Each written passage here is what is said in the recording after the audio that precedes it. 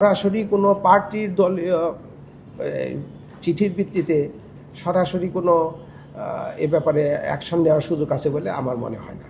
তারপরও যে চিঠি আমাদের কাছে এরকম চিঠি আসছে কিনা আমার জানা নেই। যদি কোনো চিঠি আসে তখন বিচার বিশ্লেষণ করে দেখা যাবে যে নির্বাচন কমিশনের কিছু করণীয় আছে কিনা।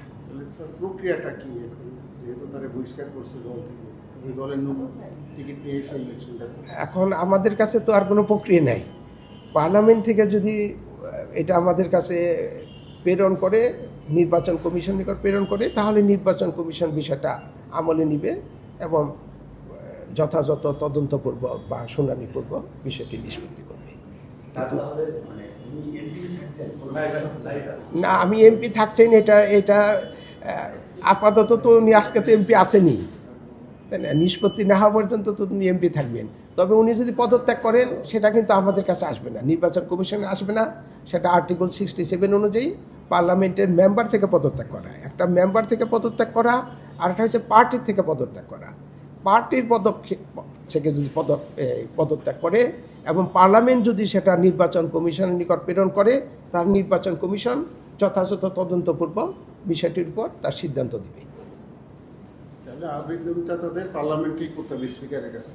ওনারা কী করবেন এত দূর আমি আর বলবো না, মানে স্পিকার কাছ থেকে আসতে হবে। উনি স্পিকার কিসের ভিত্তিতে করবেন বা করবেন কি না সেটা তো কমপ্লিটলি ওনার এক্সক্লুসিভ জুরিডিকশন। স্যার, সবাই তো বাবা বলছেন, একটু আমরা লাস্টে আসছি একটু জানার জন্য বিষয়টা হলো যে পার্টি থেকে যখন বহিষ্কার করে আসবে আইন কি বলে থাকে?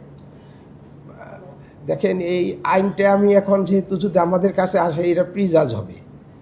আমি আমার নিশ্চয়ই আপনার উত্তর একটা মন্তব্য আমার আছে, যেহেতু আমি লয়ের ছাত্র ছিলাম, কাজে আমার একটা মন্তব্য আছে, কিন্তু আমি এখন মন্তব্যটা প্রকাশ করা সমীচীন মনে করি না।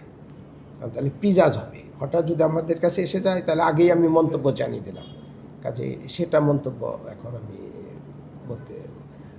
মন্তব্য করতে রাজি নাই ব্যাপারে। পার্টি থেকে বহিষ্কার হইলে তাহলে বিপদ যায় না? না, পার্টি থেকে বহিষ্কার করলে এমপি পদ যায় কিনা এটা খুব কন্ট্রোভার্সিয়াল বিষয়। আমরা বলতে চাচ্ছি যে যদি পার্টি থেকে করেও সেই বিষয়টা পার্লামেন্ট থেকে আসতে হবে, রেফারেন্স আকারে আসতে হবে। শাসনতন্ত্রের বা আমাদের কনস্টিটিউশনের ৬৬, সংবিধানে ৬৬(৪) অনুযায়ী।